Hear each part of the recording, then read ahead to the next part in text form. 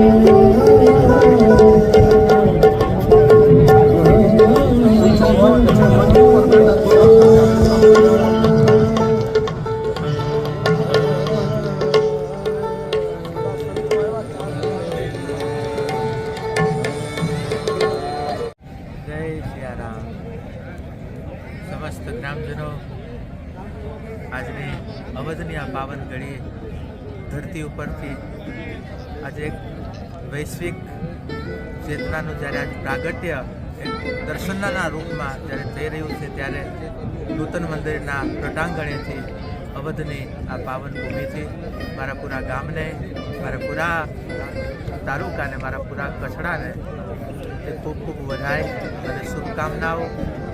राम मंदिर नूतन प्राण प्रतिष्ठा महोत्सव नहीं 500 वर्ष थी पण विशेष कही सके कि कृष्ण युग पछी एक जो राम राज्य कृष्ण राज्य की जो स्थापना दर्शन करावतो एक जो घड़ी वैश्विक रीते जो मળી होय तो ये घड़ी से आज राम जन्मभूमि पुनः मंदिर प्रतिष्ठानी आ पावन घड़ीए आप सौने मारी खूब खूब शुभकामनाओं।